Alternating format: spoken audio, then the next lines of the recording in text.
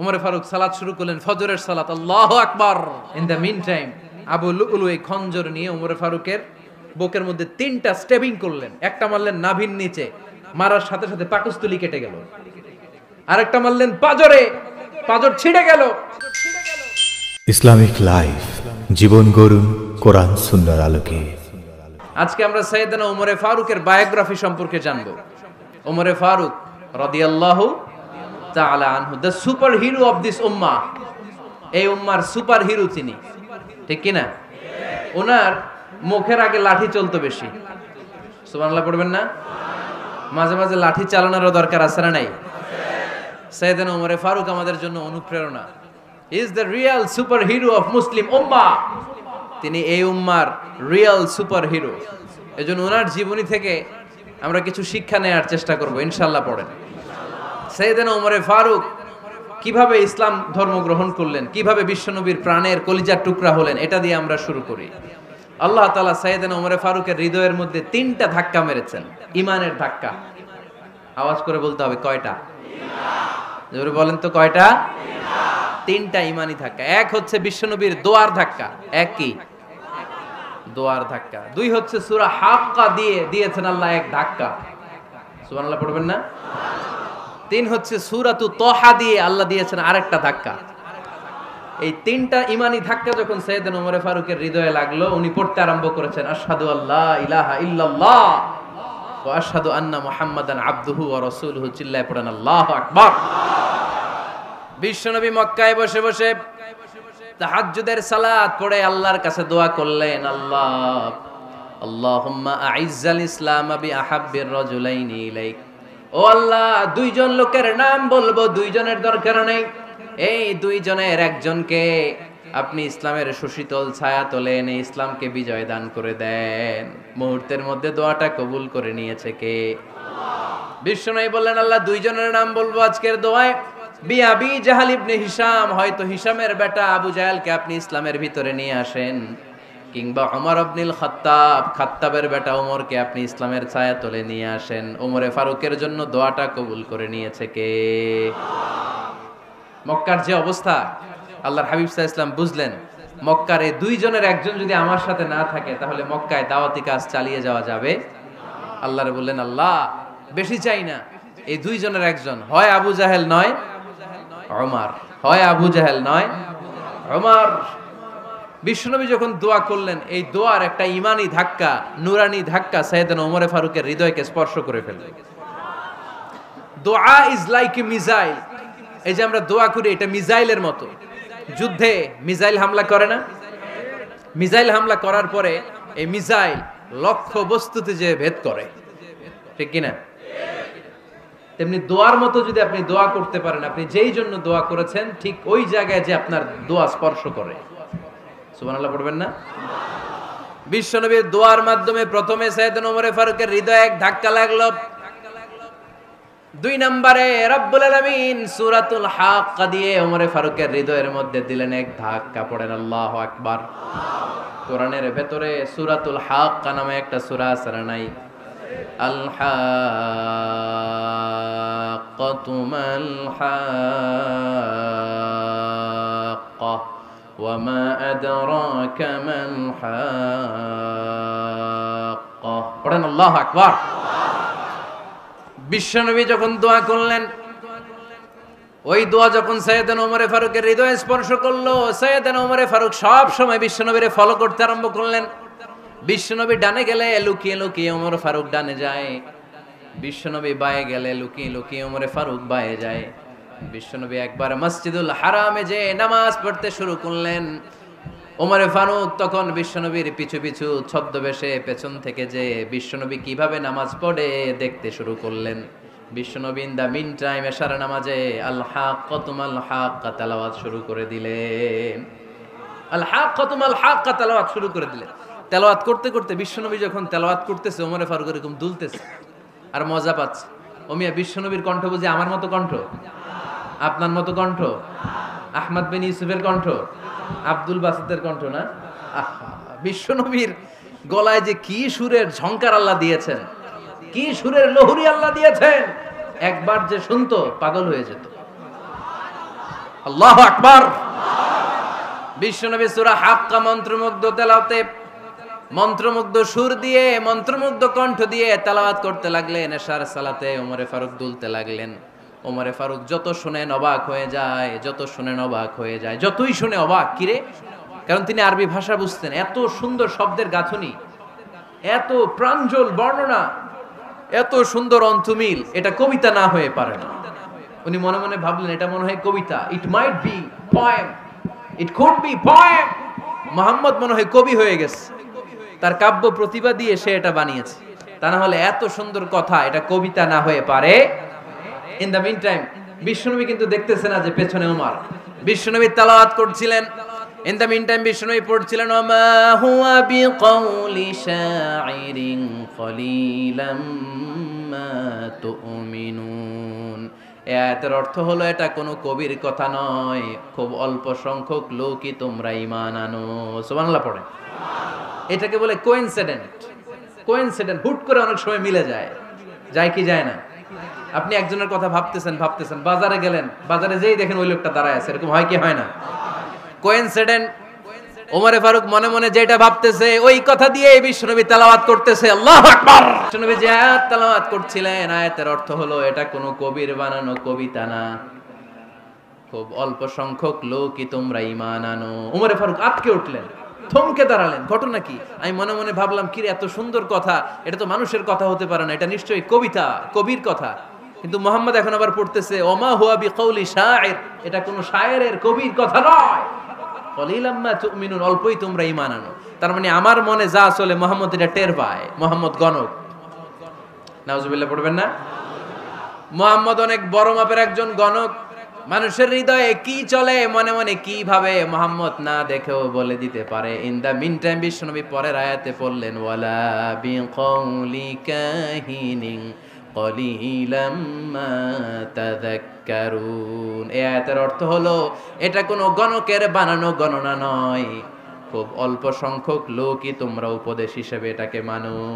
সুবহানাল্লাহ পড়েন। এবার আর ওমরে ফারুকের সহ্য হয় না, কি আজীব তামাশা। প্রথমে মনে করলাম কবিতা, মোহাম্মদ কয় কবি না, সে কবি না, এটা কবিতা না। তারপর ভাবলাম সে গণক, সে আয়াত পরে পরে বলে দিল এটা গণনা নয়, তাহলে এটা কি? এটা কি কবিতাও না, গণনাও না, তাহলে এটা কি? বিশ্বনবী তখন বললেন তানজিলুম মির রাব্বিল আলামিন। সুবহানাল্লাহ পড়েন। পরের আয়াত ছিল তানজিলুম মির রাব্বিল আলামিন। এটা দুনিয়ার কোনো কবির বানানো কবিতা না, এটা কোনো গণকের গণনা না, এটা কোনো সাহিত্যিকের বানানো সাহিত্য নয়, এটা মহাবিশ্বের পরিচালক রব্বুল আলামিনের কাছ থেকে পাঠানো কিতাব কোরআন। সূরা হাক্কার ধাক্কায় ওমরে ফারুক কাইত। প্রথমে ধাক্কাটা লাগলো যে দোয়া। বিশ্বনবী তাহাজ্জুদে কেঁদে দোয়া করলেন, আল্লাহ হয় আবু জাহেল রে দিবা নাইলে ওমর রে দিবা। ওই দোয়া ওমরে ফারুকের হৃদয়ে ছোঁয়া লেগেছে। এরপর হাক্কা, সূরাতুল হাক্কা দিয়ে দিলে এক ধাক্কা। এই ধাক্কা খেয়ে উথাল পাথাল হৃদয়ের মধ্যে, হায় রে এ কি বাণী, এ কেমন কথা, কে মুহাম্মদ? তারপরও শয়তানের ওয়াসওয়াসা আছে না নাই? আল্লাহ বলে যতই ওয়াসওয়াসা ওমরকে দেয়া হোক, আমি ওমরে ফারুককে এই মুসলিম উম্মতের সেনাপতি বানিয়ে ছাড়বো, আমি সেনাপতি বানাবো। এবার 3 নাম্বার ডোজ। ডাক্তারের কাছে গেলে প্রথমে দেখবেন সিম্পল ডোজ দেয়, নরমাল ওষুধ, এটাতে কাজ না হলে ডোজ বাড়ায়, একেবারে কাজ না হলে অ্যান্টিবায়োটিক মারে, আছে না নাই? আল্লাহ প্রথমে দোয়ার ছোঁয়া লাগালেন, তারপর সূরা হাক্কা দিয়ে ধাক্কা মারলেন, এরপরে রব্বুল আলামিন বলেন এবার 3 নাম্বার ডোজ সূরা তহা দিয়ে আমি তোমার হৃদয়টারে উজালা বানায় দেব রে ওমর। শয়তান ওদিক দিয়ে ওয়াসওয়াসা, খেলা দুই দিক থেকে চলতেছে। আল্লাহ তাআলা হেদায়েতের রাস্তায় টানছে, শয়তান জাহান্নামের দিকে টানছে। ঘোষণা দেয়া হলো মক্কায়, মুহাম্মদের মাথা কেটে এনে দিলে এত এত স্বর্ণ মুদ্রা দেয়া হবে। ওমরে ফারুক রাজি হয়ে গেলেন, নাঙ্গা তলোয়ার নিয়ে বিশ্বনবীর মাথা কাটার জন্য ছুটলেন। নাউজুবিল্লাহ পড়বেন না? বনু জাহরা গোত্রের এক লোক বলে, আইনা ইয়া ওমর, কই যাও? মুহাম্মদের মাথা কাটতে যাই। আরে মুহাম্মদের মাথা কাটতে যাও? তোমার বোন ফাতিমা বিনতে খাত্তাব আর তোমার বোন জামাই সাঈদ কদ সাবা, এরা তো ধর্ম ত্যাগ করে ফেলছে, এটা তো আমাদের ধর্ম ত্যাগ করে মুহাম্মদের ফলোয়ার হয়ে গেছে। আগে ওমর ঘর সামলাও, পরে মুহাম্মাদের মাথা কাটতে যেও। ওমরে ফারুক অবাক হয়ে গেলেন, তলোয়ার নিয়ে বিশ্বনবীর দিকে না যে নিজের বাড়ির দিকে চলে গেলেন। বিশ্বনবীর আপন বোন ফাতেমা বিনতে খাত্তাব, বোন জামাই সাঈদ আর খাব্বাব রাদিয়াল্লাহু তাআলা আনহু তিনজন মিলে সূরা তাহা তেলাওয়াত করছিলেন। পড়েন সুবহানাল্লাহ। মক্কায় লুকিয়ে লুকিয়ে দাওয়াত হতো। খাব্বাব রাদিয়াল্লাহু তাআলা আনহু একটা চামড়ার ফলকের মধ্যে সূরা তাহার কয়েকটা আয়াত এনে ওমরে ফারুকের বোন আর বোন জামাইকে শিক্ষা দিচ্ছে, ট্রেনিং দিচ্ছে। সুবহানাল্লাহ পড়েন। লুকিয়ে লুকিয়ে ওমরে ফারুক যখন ঘরে চলে আসলেন, এরা তটস্থ হয়ে গেল। সাইয়েদনা খাব্বাব বিছানার তলায় লুকিয়ে গেলেন। ওমরে ফারুক বললেন, দরজা খোলো। ফাতেমা বিনতে খাত্তাব দরজা খোলার পরে নির্মম ভাবে সাইয়েদনা ওমর রাদিয়াল্লাহু তাআলা আনহু বোনের গায়ে আঘাত শুরু করে দিল। বোন জামাইকে আহত করতে শুরু করলো আর বলতে শুরু করলো, তোরা পাগল হলি কেন? কি আছে ওই মুহাম্মাদের মধ্যে? কি জাদু নিয়ে সে এসেছে? সে যাই বলে লোকজন পাগল হয়ে যায়, সবাই তার উপর কালিমা পড়ে ঈমান এনে ফেলে। কি এমন জিনিস তোদের কাছে আছে যেটা দেখে মুহাম্মদকে তোরা ভালোবাসলি? কি আছে? কি পড়তেছিলি আমারে দেখা। ফাতেমা বলে, ইন্নাকা রিজসুন লা ইয়ামাসসুহু ইল্লাল মুতাহহারুন। ও আমার ভাই ওমর, তুমি নাপাক। তুমি কি? লা ইয়ামাসসুহু ইল্লাল মুতাহহারুন, পবিত্রতা অর্জন না করে এই কোরআন ধরা যায় না। সুবহানাল্লাহ পড়েন। ওমরে ফারুক গোসল করে আসলেন, কারণ ধাক্কা তো আগে কয়েকটা খাইছে। কথা বুঝেন নাই বোধহয়। প্রথমে দোয়ার ধাক্কা, পরে কোন সূরা দিয়ে ধাক্কা? হাক্কা দিয়ে ধাক্কা। 3 নম্বরে এখন আরেকটা ধাক্কা খাবে। গোসল করে আসলেন। ফাতেমা বিনতে খাত্তাব বললেন, গোসল যখন করে এসেছেন, এই নেন। ওমরে ফারুক এবার চামড়ার কাপড়ের মধ্যে সূরা তাহার প্রথম আয়াতের দিকে নজর করলেন। নজর করেই কোরআনের প্রেমে পড়ে গেলেন। পড়েন সুবহানাল্লাহ। ওমর ফারুক পড়তে আরম্ভ করলেন, তাহা মা আনজালনা আলাইকাল কুরআনা লিতাশকা ইল্লা তাযকিরাতাল লিমান ইয়াখশা তানজিলাম মিম্মান খালাকাল আরদা ওয়াস সামাওয়াতিল উলা। সুবহানাল্লাহ পড়েন। উনি পড়তে আরম্ভ করলেন, তাহা মা আনজালনা আলাইকাল কুরআনা লিতাশকা, এই কোরআনকে আমি তোমাদের হতভাগ্য জাতি হিসেবে দুনিয়ায় থাকার জন্য পাঠাই নাই। এটা রব্বুল আলামিনের পক্ষ থেকে এসেছে। যারা রবকে ভয় করে তাদের জন্য আছে উপদেশ। যিনি আকাশ বানিয়েছেন, জমিন বানিয়েছেন, ওই আল্লাহ তাআলা নিজেই এই কোরআন পাঠিয়েছে। আওয়াজ করে পড়তে হবে, আল্লাহু আকবার। উনি খুব ভালো আরবি জানতেন। সূরা তাহা পড়ার পরে আর ধৈর্য ধারণ করতে পারে না। ওমর ফারুক ছোট্ট বাচ্চার মতো কান্না শুরু করে দিলেন। আল্লাহু আকবার। সূরা তাহাটা হাতে নিয়ে, তলোয়ারটা হাতে নিয়ে বিশ্বনবীর দিকে ছুটতে আরম্ভ করলেন। আইনা মুহাম্মদ, কোথায় মুহাম্মদ? তোমরা আমাকে মুহাম্মাদের কাছে নিয়ে চলো। বিশ্বনবী তখন সাফা পাহাড়ের পাদদেশে দারুল আরকাম ইবনে আলকামের ঘরে লুকিয়ে লুকিয়ে কোরআনের দাওয়াত দিতেন। ওমরে ফারুককে পাগলের মতো ছুটে আসতে দেখে বিশ্বনবীর চাচা হামজা ইবনে আব্দুল মুত্তালিব বলল, নবী আপনি পালান। ওই যে খাত্তাবের বেটা ওমর আপনাকে অপমান করার জন্য, আক্রমণ করার জন্য তেরে এসেছে। সাহাবীরা বললেন, নবী আপনি পালিয়ে যান, আমরা সামাল দেব। বিশ্বনবী বললেন, না আমি পালাবো না, বরং তোমরা সরে যাও। ওমর ইবনে আল খাত্তাবকে আমার দরবার পর্যন্ত আসতে দাও। আমার তো মনে হচ্ছে ওই যে তাহাজ্জুদের নামাজ শেষে চোখের পানি ছেড়ে যে আমি আল্লাহর কাছে দোয়া করেছি, আজকে আমার ওই দোয়াটা কবুল হতে শুরু করেছে। আমার তো মনে হচ্ছে আমার দোয়া কবুল হবে, আসতে দাও। ওমর ফারুক এসে বললেন, আশহাদু আল্লা ইলাহা ইল্লাল্লাহ ওয়া আশহাদু আন্না মুহাম্মাদান আবদুহু ওয়া রাসূলুহু, আমি সাক্ষ্য দিলাম আল্লাহ ছাড়া কোনো ইলাহা নাই, নিশ্চয় আপনি আল্লাহর প্রেরিত বান্দা এবং রাসূল। পড়েন সুবহানাল্লাহ। ওমর ফারুক যখন কালিমা শাহাদা পড়ে মুসলমান হয়ে বিশ্বনবীর হাতে হাত রাখলেন, মুসলিম সাহাবীদের মধ্যে খুশি আর আনন্দের বন্যা বয়ে গেল। মুসলিম হাতে গোনা সাহাবারা আল্লাহর প্রশংসা করলেন। বিশ্বনবী সাইয়েদনা ওমর ফারুককে জড়িয়ে ধরলেন।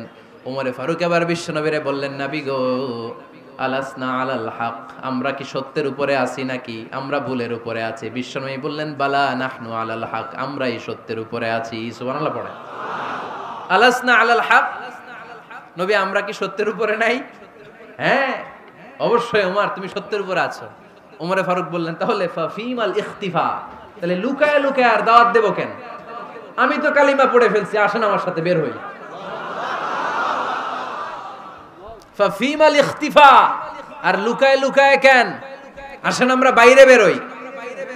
বিশ্বনবী বললেন ওমর এটা মাক্কি জীবন, এখানে আমরা একটু গোপনে গোপনে দাওয়াত দিতে চাই। ওমরে ফারুক বলে না, আমার দায়িত্ব, আমি একটা মিছিল দিতে চাই নবী।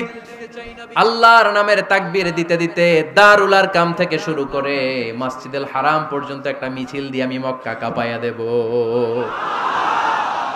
অনুমতি দেন। বিশ্বনবী দিতে চায় না। ওমরে ফারুক অনেক বুঝানোর পরে স্বল্প পরিসরের একটা অনুমোদন পাওয়া গেল বিশ্বনবী সাল্লাল্লাহু আলাইহি ওয়াসাল্লামের কাছ থেকে। কিন্তু মিছিল যে দিবে, মিছিলের জন্য লোকের দরকার আছে না নাই? এখানে লোক নাই, আমি একাই মিছিল দিতেছি। এটা জমবে? মিছিল জমবে? খুঁজে উনি 11 জন মুসলিম সাহাবা পেলেন। কয়জন? ওমরে ফারুক বললেন 11 জনই সই। এই 11 জন নিয়েই আমি আল্লাহর নামের তাকবীর দেব। 2 লাইন করলেন। কয় লাইন? 2 লাইন। পেছনে 6 জন, আর এই লাইনের নেতা বানালেন বিশ্বনবীর চাচা হামজাকে রাদিয়াল্লাহু তাআলা আনহু। আর সামনে 5 জন, তার আগে দাঁড়ালেন উনি নিজেই। তাহলে 6 6 12। বললেন এই 2 লাইনই আমরা তাকবীর দিতে দিতে, বেশি না, এই দারুল আরকামের ঘর থেকে, আপনারা জানেন যে সাফা মারওয়া এখন যে সাই হয়, এই সাফার পাদদেশে ছিল দারুল আরকামের ঘর। উনি বললেন এখান থেকে ওই যে কাবার গিলাফ দেখা যায়, কাবার গিলাফ পর্যন্ত আমরা এই তাকবীর নিয়ে ওখানে যাব। সুবহানাল্লাহ পড়বেন না? ওখানে উনি দাঁড়িয়ে ছোট্ট একটা ভাষণ দিয়েছিলেন। উনি বলেছিলেন মান আরাদা আন তাসকুলা উম্মু ওয়া ইয়াতামা ওয়ালাদু ওয়া তারমিলা যাওজাতুহু ফালিয়াসুদ্দানি। খেয়াল করে শুনেন, কান দুইটা খরগোশের কানের মতো খাড়া করেন। উনি এক বাক্যের একটা ভাষণ দিলেন। ভাষণ দিতে জানলে বড় ভাষণ দেয়া লাগে না। এক বাক্যের ভাষণ দিয়ে গোটা বিশ্বকে ঝাঁকুনি মারা যায়। চিল্লায় বলো ঠিক কিনা? ওমরে ফারুক এক বাক্যের একটা ছোট্ট ভাষণ দিলেন। মান আরাদা আন তাসকুলা উম্মু, কে আছো মায়ের এই মক্কায়, কে আছো মায়ের বুক খালি করতে চাও? ইয়া আচামা ওয়ালাদু, কে আছো বাচ্চাগুলারে, নিজের সন্তানগুলোরে ইয়াতিম বানাতে চাও? কে আছো তারমিলা যাওজাতুহু, নিজের স্ত্রীকে বিধবা বানাতে চাও? ফালিয়া সুদ্দানি, বুকের পাটা থাকলে আমি ওমর রে থামাও।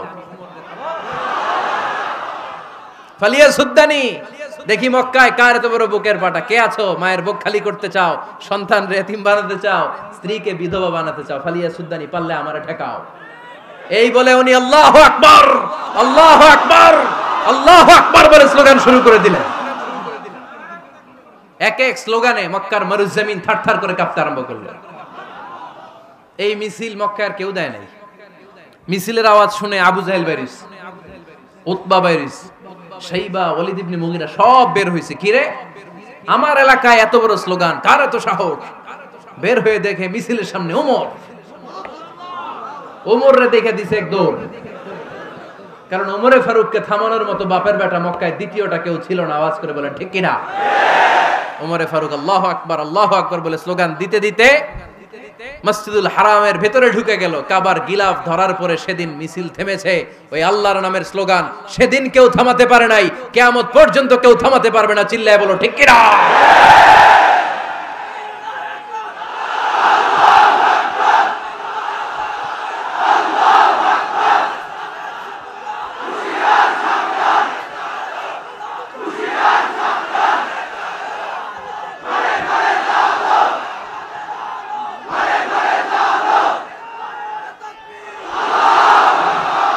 ওইরকম একটা ওমরের দরকার, আমাদের বেশি চাই না। জোরে বলেন ঠিক কিনা?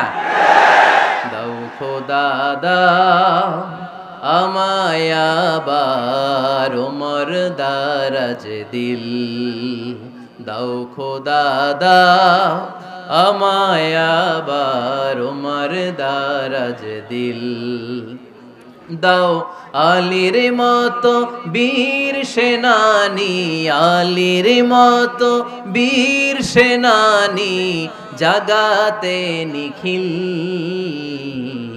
দাও খোদা দাও আমায় আবার ওমর দারাজ দিল। সুবহানাল্লাহ পড়েন। একটা ওমর লাগবে। চিল্লায় বলেন কয়টা? ওই ওমরের অপেক্ষায় বাংলাদেশ সহ গোটা মুসলিম উম্মাহ। ঠিক কি না? একটা ওমরই যথেষ্ট। আমাদের সেন্ট্রাল লিডারশিপ নাই তো, আমাদেরকে এদিকে লাথি মারলে আমরা ওইদিকে যাই। ওদিক থেকে গুতা মারলে আমরা এদিকে যাই। আমাদের রিপ্রেজেন্টেটিভ, আমাদের প্রতিনিধিত্ব করার মতো কোনো কেন্দ্রীয় লিডারশিপ নেতৃবৃন্দ গোটা বিশ্বে নাই, ঠিক কিনা? আমরা সেই ওমরে ফারুকের অপেক্ষায়, আমরা সেই ইমাম আল মাহদির অপেক্ষায়। এই ওমরে ফারুক আমাদের মডেল, ঠিক কিনা? থার্ড ইন পজিশন এই পুরা উম্মতের মধ্যে ওনার পজিশন নাম্বার 3। 1 নাম্বার পজিশন বিশ্বনবীর, কার? 2 নাম্বার পজিশন কার? আবু বকর। 3 নাম্বার পজিশন কার? ওমরে ফারুকের। বিশ্বনবী বলতেন লা নবিয়্যা বা'দি, লা নবিয়্যা বা'দি, আমার পরে কোনো নবী নাই। ওয়ালা রাসূলা, আমার পরে কোনো রাসূলও নাই। আমার নবীর পরে আর কোনো নবী আছে? আমার নবীর পরে আর কোনো রাসূল আছে? এই যে কাদিয়ানি যে একটা সম্প্রদায় আছে, এরা কি মুসলিম নাকি অমুসলিম? মুসলিম সম্প্রদায়ের সাথে এদের কোনো সম্পর্ক নাই, চিল্লা বলেন ঠিক কিনা? এরা যদি মুসলমান হতে চায়, আমার নবী দ্য লাস্ট মেসেঞ্জার বিশ্বনবীকে খাতামুন নবী হিসেবে সংবাদ সম্মেলন করে গোটা বিশ্বকে জানাই দিতে হবে, তারপরে তাদেরকে আমরা মুসলিম হিসেবে স্বীকৃতি দিব, চিল্লায় বলেন ঠিক কিনা? তা না হলে তারা কোন ধর্মের এটাকে জানাই দিতে হবে। No inferiority complex, no identity crisis. Identity ক্রাইসিসে থাকা যাবে না। আপনারা কোন ধর্মের এটা জানায় দেন। আপনারা বিশ্বনবীরও শেষ নবী মানবেন না, আবার মুসলিম বলেও নিজেদেরকে ট্যাগ লাগাতে চাইবেন। সাধারণ মুসলমানরা এটা এই ধোঁকাবাজি মানে না, চিল্লায় বলেন ঠিক কিনা? আমার নবীর পরে কোনো নবী নাই, আমার রাসূলের পরে কোনো রাসূল নাই, ঠিক কিনা? আল্লাহর হাবিব বলতেন লাউ কানা বা'দি নাবিয়্যুন লাকানা উমর, তবে আমার পরে যদি নবী হওয়ার যোগ্যতা কারো থাকে, আমার ওমরের ওই যোগ্যতা আছে। সুবহানাল্লাহ পড়েন। প্রভু তুমি বলেছো রাসূল দেবে না, বলনি দেবে না ওমর, বলনি দেবে না হামজা তারি, খালিদ বিজয় সমর। প্রভু তুমি বলেছো রাসূল দেবে না, বলনি দেবে না ওমর, বলনি দেবে না হামজা তারি, খালিদ বিজয় সমর। প্রভু তুমি বলেছো রাসূল দেবে না। সুবহানাল্লাহ পড়েন। এজন্য আমরা একটা ওমর চাই। কয়টা? বেশি লাগবে? নেতার মতো নেতা কয়টা লাগে? জোরে বলেন কয়টা? Enough, that's enough. Omar Farooq our superhero. ওনার সাথে বিশ্বনবী সাল্লাল্লাহু আলাইহি ওয়াসাল্লামের মুসাহারার সম্পর্ক ছিল। ওমরে ফারুক যে বিশ্বনবীর শ্বশুর, এটা অনেকে জানেই না। ওমরে ফারুক রাদিয়াল্লাহু তাআলা আনহু বিশ্বনবীর শ্বশুর ছিলেন। এটা আজকে নতুন শুনছেন, কে কে হাত তোলেন? দেখছেন হুজুর? সঠিক বলছি না আমি? অনেকে আমরা জানি না। মাশাআল্লাহ, জানতে লজ্জা নাই, শিখতে লজ্জা নাই। লজ্জা হচ্ছে অজ্ঞতায় আর মূর্খতায়, ঠিক কি না? আমরা শিখতে রাজি আছি। যে কথা বলে আমরা তার ছাত্র। আমার আগে হুজুর কথা বলতেছিলেন, আমরা ছিলাম ছাত্র। এখন আমি কথা বলতেছি, এখন আমরা সবাই হয়ে গেছি ছাত্র, ঠিক কি না? যিনি বলেন তিনি শিক্ষক, বাকিরা আমরা ছাত্র, ঠিক কি না? 4 খলিফার 2 খলিফা, ইসলামের 4 খলিফার 2 খলিফা বিশ্বনবীর মেয়ের জামাই, আর বাকি 2 খলিফা বিশ্বনবীর শ্বশুর। সুবহানাল্লাহ পড়েন। সাইয়েদনা আলী রাদিয়াল্লাহু তাআলা আনহু, সাইয়েদনা উসমান যুন-নূরাইন বিশ্বনবীর মেয়ের জামাই।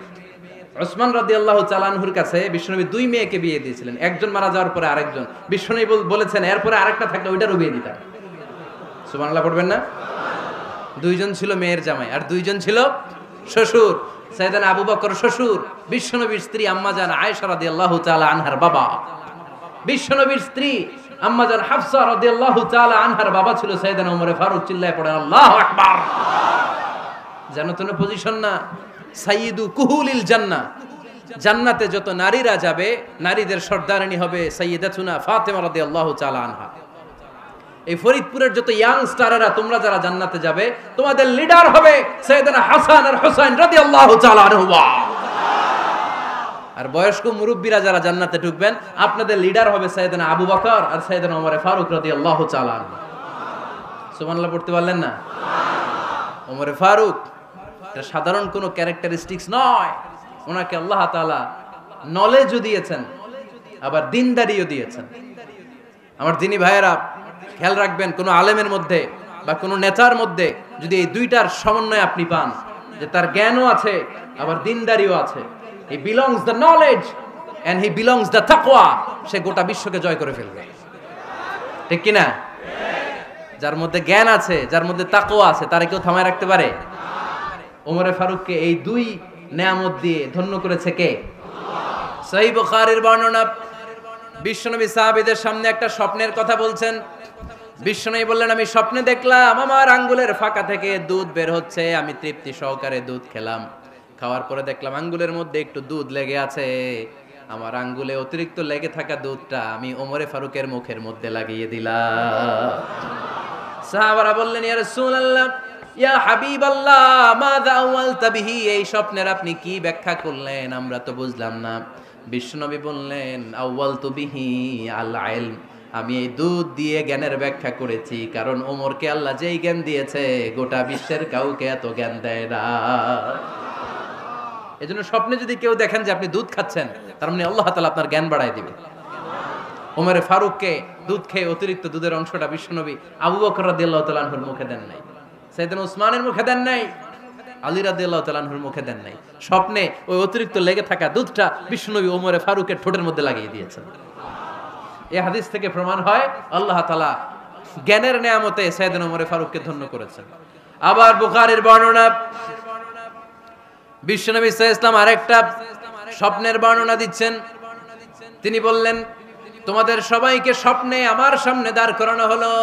আমি দেখলাম তোমাদের কারো জুব্বা নাভি পর্যন্ত, কারো জুব্বা হাঁটু পর্যন্ত, কারো জুব্বা টাকনু পর্যন্ত। ওমরে ফারুককে যখন স্বপ্নে আমার সামনে দাঁড় করিয়ে দেয়া হলো, আমি দেখলাম ওমরের জুব্বা এত লম্বা, ওমর টেনে হিচড়ে তার জুব্বা নিয়ে সামনে হেঁটে যাচ্ছে।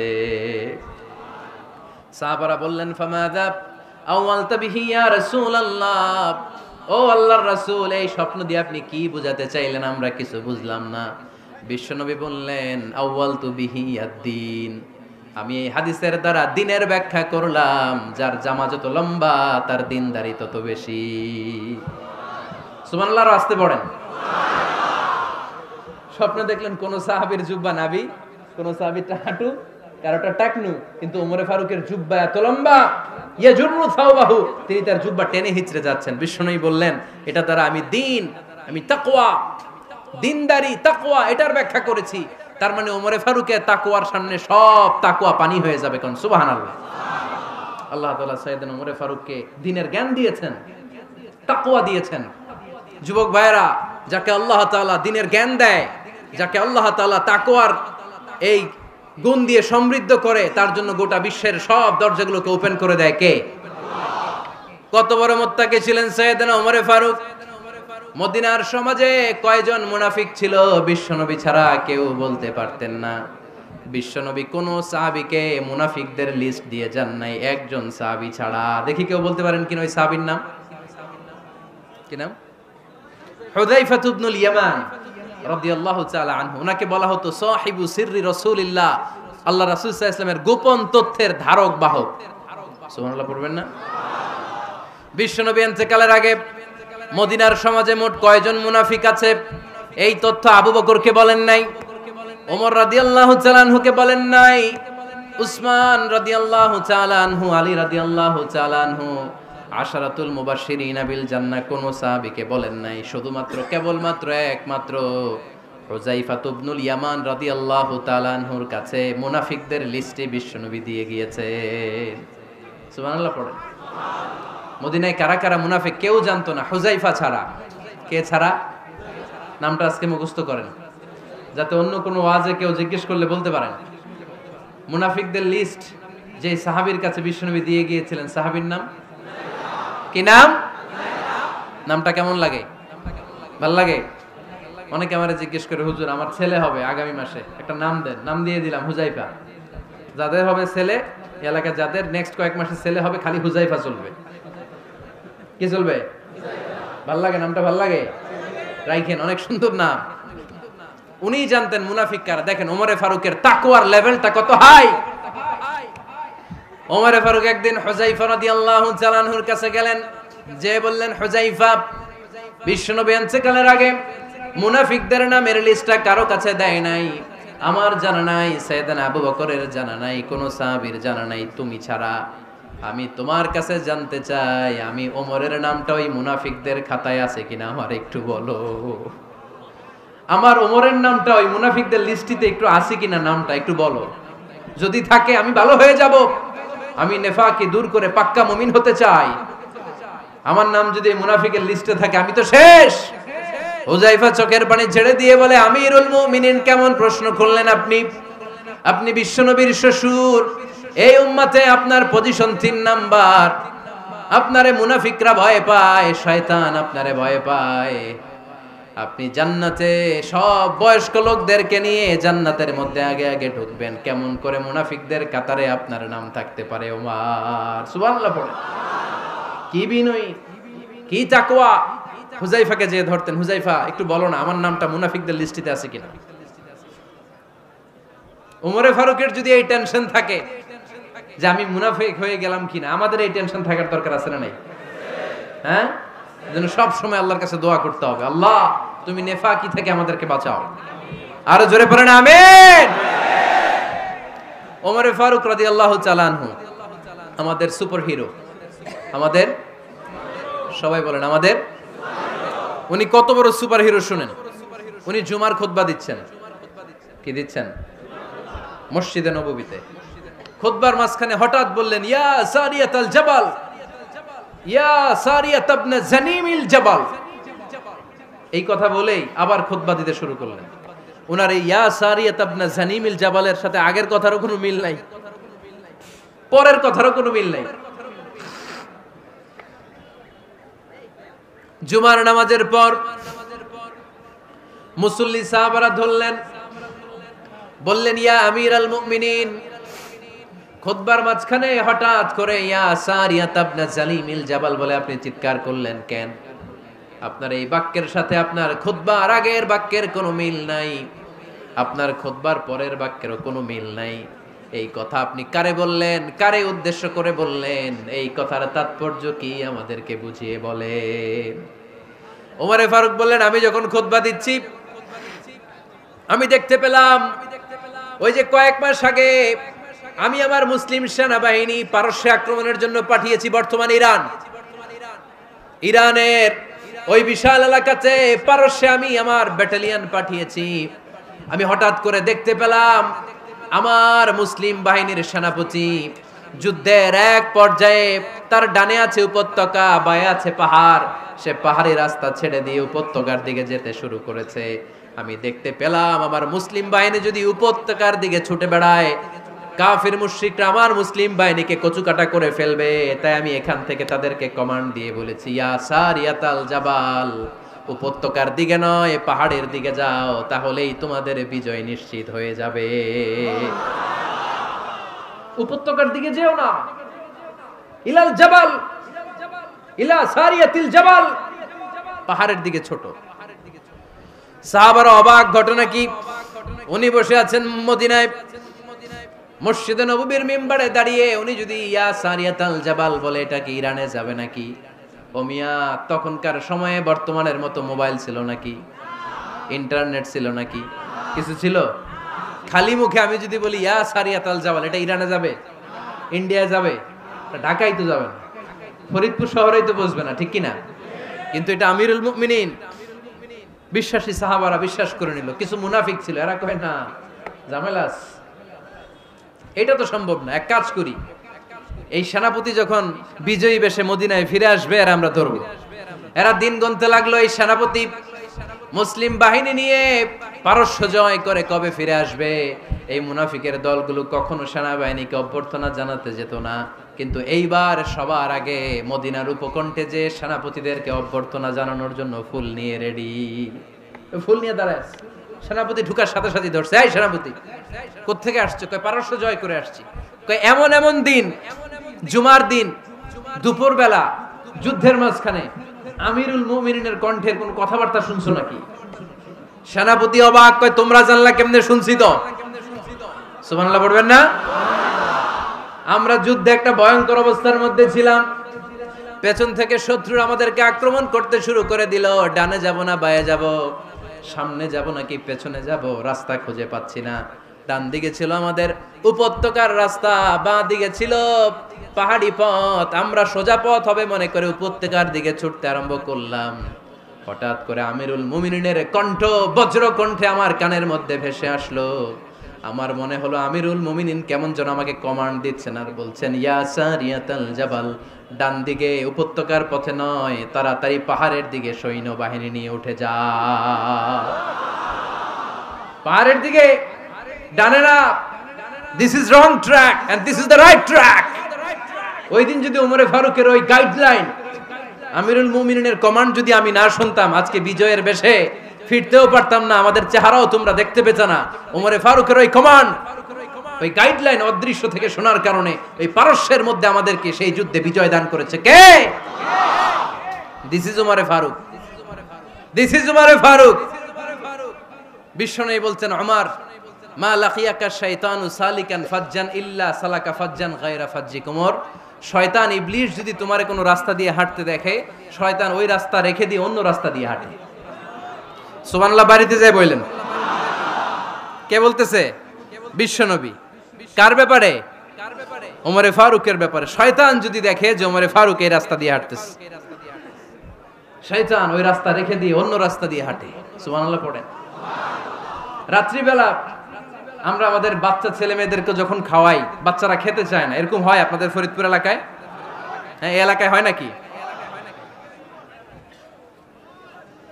খেতে চায় না বাচ্চারা, এই চকলেট দেখায়া, এই মিনা কার্টুন দেখায়া, এইটা সেইটা, এগুলো সেগুলো বলে, গল্প টল্প বলে ভুলায়া খাওয়ানো লাগে, তাই না? তারপরও খায় না। আমারও ছোট মেয়ে আছে, খেতে চায় না, এইটা সেইটা এমনি সেমনি খাওয়ানো লাগে। তো শেষে না পেরে মা বাবা বলতে বাধ্য হয়, ওই যে ভূত আসতেছে, ভূত, তাড়াতাড়ি তাড়াতাড়ি খাও, নাহলে যে ভূত ধরবে তোমারে। ওই যে বাঘ আসতেছে, বাঘ, তাড়াতাড়ি খাইলে নাহলে বাঘে কামড়াবে। বলি না আমরা? আপনারা কি বলেন? ভূত। আর কি বলেন? হ্যাঁ হ্যাঁ, আচ্ছা, এক এক জায়গায় এক একটা আমরা বলি, ভূত আসবে, বাঘ খাবে, ভাল্লুক খাবে, তাড়াতাড়ি খাও। মদিনাতে যখন ওমরে ফারুক আমিরুল মুমিনিন, মদিনার মায়েরাও বাচ্চাদেরকে খাওয়াতে পারতো না, ছোট্ট মেয়েদেরকে খাওয়াতে পারতো না, খাওয়া নিয়ে যন্ত্রণা করতো। বাচ্চারা যখন মদিনায় খেতে চাইতো না রাত্রি বেলায়, মদিনার মায়েরা বলতো, তাড়াতাড়ি খাও, হা হুয়া ইয়াতি উমর, হা হুয়া ইয়াতি উমর, তাড়াতাড়ি খা, নাইলে ওই যে ওমর আসতেছে, Omar. This is our superhero সাইয়েদনা ওমর ফারুক রাদিয়াল্লাহু তাআলা। শুধু শয়তানি ভয় পেত না, মুনাফিকরাও ভয় পাইতো, জমের মতো ভয়।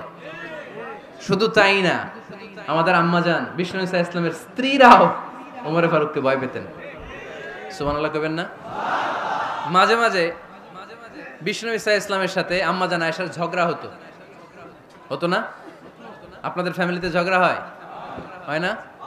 হয় না? কার কার দেখি? ওরে আল্লাহ, অনেক আল্লাহর ওলি আছে তো এই জায়গায়। ঝগড়া হয় না? কি কথা কয়, ঝগড়া হয় না বলে? বিশ্বনবীর ফ্যামিলিতে ঝগড়া হয়, আপনার ফ্যামিলিতে হয় না? মিষ্টি ঝগড়া। আর ও বিয়েই করে নাই।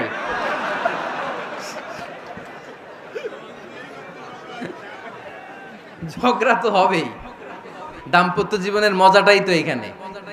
কখনো ঝগড়া, কখনো আনন্দ, একটু বৃষ্টি, একটু রোদ, একটু হাসি, একটু কান্না, ভালো লাগা, ভালোবাসা শেয়ার করে নেয়া, মিলেমিশে একাকার হয়ে যাওয়া, ঠিক কিনা? তো আল্লাহর হাবিব সাল্লাল্লাহু আলাইহি ওয়াসাল্লামের সাথে আম্মাজান আয়েশার ঝগড়া হতো। তো একদিন ঝগড়া হয়ে দুইজন রেগে আছে। খবরদার, দুইজন রেগে থাকবেন না আবার। একজন রাগলে আরেকজন থেমে যাবেন, কারণ এই ছোট্ট ঝগড়া থেকে এটা অনেক সময় বিচ্ছেদের দিকে গড়ায়। আমার প্রিয় ফরিদপুরবাসী, ভাবি রেগে গেলে আপনি রাইগেন না, ওই দিন আপনি একটু ঠান্ডা থাকেন। আবার আপনি রেগে গেলে, আমার মাইকের আওয়াজ যদি ভাবিরা শুনেন, আপনারা রেগে যায় না, একটু ঠান্ডা থাকবেন। দুইজনে রেগে গেলে তো তৃতীয় বিশ্বযুদ্ধ শুরু হবে, তাই না?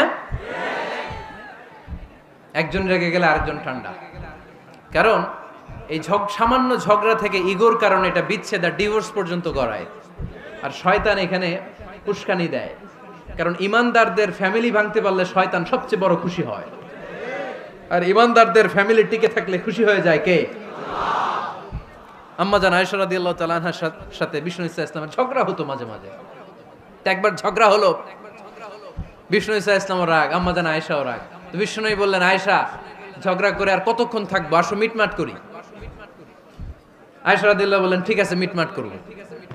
তো বিষ্ণু ইসা ইসলাম বললেন, মিটমাটের জন্য কারে ডাকবো? ওমর রে ডাকি। কয় না, ওমর রে না, ওমর গালিজ, ওমর অনেক রাগে, আমার ডর লাগে।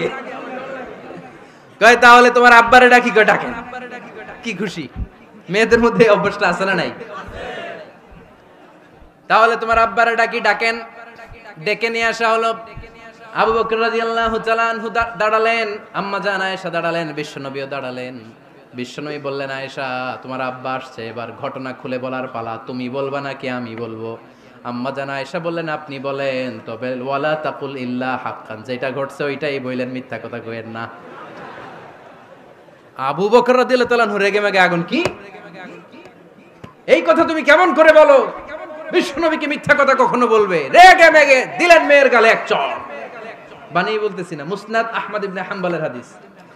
বাবার হাতের থাপ্পড়কে আম্মা জান আয়েশা উল্টে বললেন। সাইয়েদনা আবু বকর রাগে গড়গড় করছেন, আবার মারার জন্য তেড়ে গেলেন। এবার বাঁচার জন্য আম্মা জান আয়েশা বিশ্বনবীর পিছনে যে আশ্রয় নিলেন, বিশ্বনবী বাঁচানোর জন্য দুই হাত মেলে দাঁড়িয়ে গেলেন। পড়েন সুবহানাল্লাহ। বিশ্বনবী যখন দুই হাত মেলে দাঁড়িয়ে গেলেন, সাইয়েদনা আবু বকর রাদিয়াল্লাহু আনহু থেমে গেলেন। সাইয়েদনা আবু বকর রাদিয়াল্লাহু তাআলা আনহু ঘর থেকে বের হয়ে বারান্দায় দাঁড়ালেন। পড়েন সুবহানাল্লাহ। এবার বিশ্বনবী আম্মা জান আয়েশার কাছে যেয়ে বলেন, ইয়া আয়েশা কাইফা রাআইতিনি আনকাসতুকি মিনার রাজুল, দেখছো কেমনে বাঁচাইলাম? আমি না থাকলে ভর্তা বানাই ফেলতো আজকে। আমি বাঁচাইছি তোমারে, আমি, আমার লগে ঝগড়া করো তুমি। লজ্জায় পড়ে আম্মা জান আয়েশা খিলখিল করে হেসে দিলেন, বিশ্বনবীও হেসে দিলেন। দুইজনের হাসির মধুর আওয়াজ শুনে সাইয়েদনা আবু বকর বাইরে থেকে অবাক, কিরে এতক্ষণ না ঝড় তুফান, এখন দেখি হাসি। সালাম দিয়ে অনুমতি নিয়ে ভিতরে ঢুকলেন। ঢুকে দেখেন আম্মা জান আয়েশাও হাসে, বিশ্বনবীও হাসে। এ হাসি দেখে আবু বকর রাদিয়াল্লাহু আনহু হেসে দিলেন। আরশের উপর থেকে খুশি হয়ে গেলেন কে? এবার সাইয়েদনা আবু বকর রাদিয়াল্লাহু তাআলা আনহু বললেন, ইয়া রাসূলুল্লাহ আশরিকানি ফি সিলমিকুমা কামা আশরাকতুমানি ফি হারবিকুমা। ও নবী, যুদ্ধ লাগলে, দুইজন যুদ্ধ লাগলে মীমাংসার জন্য যেমনি আমারে ডাকেন, এরকম হাসি আর আনন্দের মুহূর্তেও আমারে একটু ডাকেন। আশরিকানি ফি সিলমিকুমা কামা আশরাকতুমানি ফি হারবিকুমা। নবী, আপনাদের মধ্যে ঝগড়া লাগলে সন্ধি করার জন্য আমারে যেমনি ডাকেন, আপনাদের হাসি খুশি আনন্দ খুনসুটি এই মজাদার মুহূর্তগুলোতে আমারে বঞ্চিত রাখেন না, আমার একটু ডাকেন। সুবহানাল্লাহ পড়েন। এই মুসনাদ আহমদ ইবনে হাম্বলের হাদিস শোনার উদ্দেশ্য হচ্ছে, বিশ্বনবী প্রথমে ওমরে ফারুকের নাম বলেছিলেন। সাইয়েদনা আয়েশা বলে, না আমি ডরাই। হাইবাত, দিস ইজ কল্ড হাইবাত ওমর। একবার বিশ্বনবীর সব বিবিরা ধরলেন, ও নবী আমাদেরকে এটা দেন, ওইটা দেন, ঘরে এটা নাই, ওইটা নাই, ওইটা নাই। বিশ্বনবীকে, আমার কাছে কিচ্ছু নাই, যদি এমনি আমার বউ হয়ে থাকতে চাও থাকো, তাহলে যা, তা না হলে যা লাগবে কিনে দেব, সাথে সাথে তালাকও দিয়ে দিব। কিছু দিতে পারবো না, আমার নাই তো, সামর্থ্য নাই। কিন্তু বিবিরাও ছাড়া না, এটা দেন ওইটা দেন। বিশ্বনবী রহমতের নবী, বিবিদেরকে বুঝাতেও পারেন না। বিবিরা আবদার করতেছে, নবী এটা লাগবে, ওইটা লাগবে। ইন দ্য মিন টাইম বিশ্বনবী একজনের সালাম শুনতে পেলেন। কে যেন দরজায় দাঁড়িয়ে বলতেছে, আসসালামু আলাইকুম। বিশ্বনবী দরজার দিকে তাকালেন, তাকিয়ে বললেন, ওয়া আলাইকুমুস সালাম। আর বুঝতে পারলেন এটা আমার ওমরের সালাম। সালাম দেওয়ার পরে বিবিদের দিকে তাকায় দেখে একজন বিবিও নাই, সব অন্দর মহলের ভিতরে দৌড়। সুবহানাল্লাহ পড়তে পারলেন না? This is our super hero Omar. এরকম ওমর একটা লাগবে, চিল্লায় বলেন কয়টা? একটা ওমর গোটা বিশ্বকে সোজা করে দিবে। একটা ওমর সবল আর দুর্বলের সব পার্থক্য দূর করে দিবে। মাজলুমের উপর জালিমের অত্যাচারের অবসান ঘটায় দিবে। গোটা বিশ্বটাকে সাম্য, মৈত্রী, ভালোবাসার ইনসাফ দিয়ে পরিপূর্ণ করে দিবে। সেই ওমরের অপেক্ষায় আমরা। নিজের ছেলেকে 80টা বেত মেরেছেন। কয়টা? 80টা বেত মেরেছে। এই ব্যাপারে অনেকগুলো বর্ণনা পাওয়া যায়। সবচেয়ে সহিহ বর্ণনা হচ্ছে মুয়াত্তা ইমাম মালিকের বর্ণনা। ওমরে ফারুক রাদিয়াল্লাহু তাআলা আনহুর ছেলে আব্দুর রহমান মারুফুন বিআবি শাহমা ছিলেন মিশরে। ওখানে নাবিজ খেয়েছিলেন। নাবিজ হচ্ছে আরব দেশের লোকেরা দুধের মধ্যে শক্ত খুরমা রাত্রেবেলা ঢেলে দিত। ঢেলে দিলে সারা রাত ওই খুরমার রসটা দুধের সাথে মিশে দুধটা লাল হয়ে যেত। এটারে সকালবেলা খেত, খুব সুস্বাদু। এটাকে বলে নাবিজ। কিন্তু এটা রাতে ভিজাইলে সকালেই খাইতে হয়, রেখে দিলে আবার একটু সমস্যা হয়। এটা অনেকটা তারির মতো হয়ে যায়, মাতলামি চলে আসে।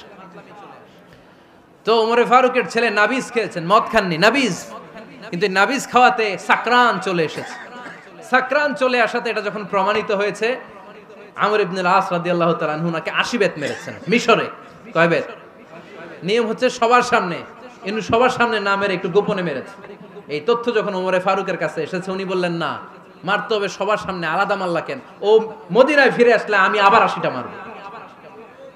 মদিনায় ফিরে আসার পরে সাইয়েদনা ওমরে ফারুক ওই আগের 80টারে আর ধরেন নাই, নিজ হাতে আবার 80টা বেত মেরেছেন। এই বেত মারার 1 মাস পরে এই আবু শাহমা ইন্তেকাল করেছে। অনেক ঐতিহাসিক বলে এই বেতের আঘাতে মরেছে, কেউ কেউ বলেছে নিজের রোগের কারণে মরেছে। কিন্তু দিস ইজ দ্য ইনসাফ সিস্টেম অফ উমর। নিজের ছেলে বলে ছেড়ে দেয় নাই। এখন নিজের ছেলে হইলে 7 খুন মাফ, নেতার ছেলে হইলে 10 খুন মাফ, এলাকার মোড়লের ছেলে হইলে 10 খুন মাফ। নো পার্শিয়ালিটি ইন ইসলাম। ইসলামে পার্শিয়ালিটি নাই। আপনি নেতার ছেলে হন, আপনি বিজনেস ম্যাগনেটের ছেলে হন, আপনি যেই হন না কেন, ইসলামের দৃষ্টিতে সবাই সমান। চিল্লায় বলেন ঠিক কিনা? বানু মখজুমিয়া গোত্রের এক নারী চুরিতে ধরা পড়ল। সাহাবারা বললেন, নবী, মদিনার সবচেয়ে ভেরি প্রেস্টিজিয়াস এন্ড ডিগনিফাইড ফ্যামিলির মেয়ে, আপনি হাত কাটেন না, কারণ ইসলামের নিয়ম চুরি করলে কি কেটে দাও। বিশ্বনবী বললেন, বলো কি? হাত না কাটার জন্য তোমরা আমাকে রেকমেন্ড করছো? এটা আল্লাহর আইন, পৃথিবীর কেউ রেকমেন্ড করলো শোনার ক্ষমতা আমার নাই, কারণ আইনটা দিয়েছে কে? আল্লাহ। লাউ কানাত ফাতিমাতু বিনতি মুহাম্মাদিন সারাকাত লাকাতা মুহাম্মাদুন ইয়াদাহা। আরে বনু মাকসুমিয়া মেয়ে তো দূরের কথা, আমার কলিজার টুকরা ফাতেমাও যদি আজ চুরিতে ধরা পড়তো, তার হাত কেটে দিতে আমি 1 মিনিটও দেরি করতাম না। দিস ইজ ইসলাম। এই হচ্ছে ওমরে ফারুকের মানাকিব। এরকম ওমরে ফারুক কয়টা লাগবে? আওয়াজ করে বলতে হবে, কয়টা লাগবে? একটা লাগবে। এই সাইয়েদনা ওমরে ফারুক মদিনার প্রথম চিফ জাস্টিস ছিলেন। সর্বপ্রথম উনার পরামর্শে সাইয়েদনা আবু বকর রাদিয়াল্লাহু তাআলা আনহু কোরআনকে সংকলন করেছেন। আমরা এই যে কোরআন পড়ি 30 পারা, এমদাদিয়া লাইব্রেরির 114টা সূরা, কত সুন্দর সন্নিবেশ করা হয়েছে, এখানে সাজানো হয়েছে। আল্লাহর হাবিব সাল্লাল্লাহু আলাইহি ওয়াসাল্লামের সময় কি এরকম কোরআন ছিল নাকি? ছিল না। খেজুর পাতার মধ্যে, গাছের বাকলের মধ্যে, ওটের বড় হাড্ডির মধ্যে আর পাথরের মধ্যে খোদাই করা কোরআন ছিল। সাইয়েদনা আবু বকরের সময় রাদিয়াল্লাহু তাআলা আনহুর সময় যুদ্ধ হলো, 70 জন হাফেজ সাহাবী ইন্তেকাল করলেন। সাইয়েদনা আবু বকর রাদিয়াল্লাহু তাআলা আনহুকে ডেকে ওমরে ফারুক বললেন, ও আবু বকর, এইভাবে হাফেজে কোরআন সাহাবীরা যদি দুনিয়া থেকে বিদায় হয়ে যায়, আল্লাহর কোরআনও তো বিদায় হয়ে যাবে। আমার পরামর্শ হলো আপনি সব বয়োজ্যেষ্ঠ সাহাবীদেরকে একসাথে করে কোরআনের সব কাগজগুলোকে একসাথে করে একটা নির্ধারিত কপির মধ্যে কোরআনকে সংকলন করে ফেলেন। সাইয়েদনা আবু বকর বললেন, যেটা আমার নবী করে না, এটা আমি কেমনে করি? কিন্তু ওমরে ফারুক নাছরবান্দা বলে না, এটা করলে কোনো খারাপ হবে না, ভালোই হবে। মুসলিম উম্মার জন্য এক জায়গায় কোরআন সন্নিবেশিত থাকবে, আপনি করেন। সাইয়েদনা আবু বকর রাজি হয় না, ওমরে ফারুকও ছাড়ে না। ওমরে ফারুক বলতে বলতে বলতে বলতে এমন ভাবে সাইয়েদনা আবু বকর রাদিয়াল্লাহু তাআলা আনহুকে ধরলেন, সব শেষে সাইয়েদনা আবু বকর ওমরে ফারুকের কথায় কোরআন সংকলনে রাজি হয়ে গেলেন। পড়েন সুবহানাল্লাহ। উনি বললেন, ওমর যখন আমাকে বারবার বুঝাতে লাগলো, আল্লাহ তাআলা আমার হৃদয়টা ওমরের কথা শোনার জন্য খুলে দিলেন। আল্লাহ তাআলা কেমন যেন আমাকে ইলহাম করলেন, আবু বকর করো, এই কাজের মধ্য দিয়ে আমি আমার কোরআনকে গোটা বিশ্বে জীবিত রেখে দেব। This is Umar. এই যে আমরা হিজরি সনের যে আমরা গণনা করি, এই হিজরি সনের প্রবর্তক হচ্ছে সাইয়েদনা ওমরে ফারুক। সুবহানাল্লাহ নাই? আপনাদের মনোযোগ আছে না গেছে? কই ঘুমায় গেলেন মনে হয়? তাকবীর দেন তো একজন আওয়াজ করে।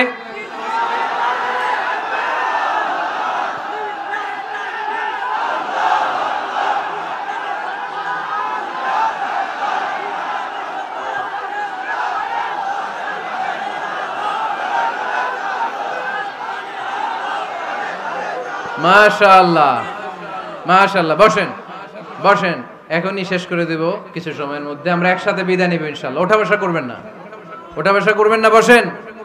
সাইয়েদনা ওমরে ফারুক এই হিজরি সনের গণনা শুরু করেছেন। সাহাবারা বলল, আমিরুল মুমিনিন, খ্রিস্টানদের ঈসাই সন আছে, আমাদের মুসলমানদের কোনো সন নাই। আমাদের একটা সন থাকলে আমাদের জিজিয়া নিতে, আমাদের জাকাতের টাকা উত্তোলন করতে অনেক সুবিধা হবে। ওমর ফারুক বললেন, তাহলে কোন সালকে হিজরি, কোন সালকে মুসলিম সাল হিসেবে আমরা ঘোষণা দিতে পারি? একজন বলল, আমার নবী যেই সালে জন্মগ্রহণ করেছেন ওই সালে। ওমর ফারুক বললেন, না, আমার নবীর জন্ম আমাদের জন্য খুশির দিন, কিন্তু এটা আমাদের জন্য প্রেরণা নয়। প্রেরণা নবীর কাজে, ঠিক কিনা? আরো কিছু সাহাবারা বলল, তাহলে যেই সালে আমার নবী ইন্তেকাল করেছে ওইটারে প্রথম সাল ধরেন। ওমর ফারুক বললেন, না, যেদিন তিনি ইন্তেকাল করেছেন এটা আমাদের দুঃখের দিন, এটা আমাদের প্রেরণা নয়। আমাদের প্রেরণা হচ্ছে বিশ্বনবীর ত্যাগ, তিতিক্ষা আর কাজের মধ্য দিয়ে। জোরে কোন ঠিক কিনা? ওমর ফারুক বললেন, যেদিন বিশ্বনবী ইসলাম রক্ষায় নিজের মাতৃভূমি ছেড়ে মক্কা থেকে মদিনায় গিয়েছেন ওই দিনটাকে হিজরি প্রথম দিন ধরে আমরা হিজরি সাল গণনা করে শুরু করে দেব। ওইটাই হচ্ছে হিজরি সন। সেখান থেকে হিজরি সনের প্রবর্তন করেছেন সাইয়েদনা ওমর ফারুক রাদিয়াল্লাহু তাআলা আনহু। এই যে স্টেট গভর্নমেন্ট, এই যে প্রিজন, জেলখানা, ক্যান্টনমেন্ট, সচিবালয়, গণভবন, বঙ্গভবন, মুক্তিযোদ্ধাদের ভাতা, রাষ্ট্রীয় ভাতা, এই সব নিয়ম কানুন সাইয়েদনা ওমর ফারুক তার রাষ্ট্রীয় আমলে তিনি নিজে করেছেন। চিল্লায় পড়েন আল্লাহু আকবার। মুসলমানদের আলাদা কারেন্সি, নিজস্ব মুদ্রা ব্যবস্থা নিজে চালু করেছেন। সৈনিকদের মধ্যে যারা বিবাহিত প্রতি 6 মাস অন্তর অন্তর 1 মাসের ছুটি কাটাতে তারা ফিরে আসবে, সাইয়েদনা ওমর ফারুক চালু করেছেন। চিল্লায় আওয়াজ করে পড়েন আল্লাহু আকবার। এই যে আমরা 20 রাকাত সালাতুত তারাবি পড়ি রমাদানে, পড়েন না আপনারা? এটা সাইয়েদনা ওমর ফারুক চালু করেছে। সুবহানাল্লাহ পড়তে পারলেন না? কোরআনে মোট 22টা আয়াত আছে যেখানে সাহাবারা ইনডিসিশনে ভুগছিলেন। বিশ্বনবীর মত একটা, ওমর ফারুকের মত আর একটা। এই 22 জায়গায় আল্লাহ তাআলা বিশ্বনবীর মতের পক্ষে আয়াত নাজিল না করে ওমর ফারুকের মতের পক্ষে কোরআনের আয়াত নাজিল করেছেন। আওয়াজ করে পড়েন আল্লাহু আকবার। এদিকে উঠলেন কেন আপনারা? যারা উঠছেন আমার দিকে তাকান।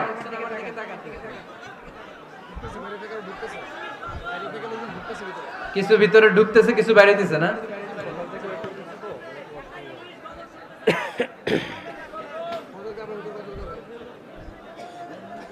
সাইয়েদনা ওমর ফারুক, আমরা সাহাবীদের জীবন চরিত পড়তে চাই না, কত যে অনুপ্রেরণামূলক দৃষ্টান্ত সাইয়েদনা ওমর ফারুক আমাদের জন্য রেখে গিয়েছেন।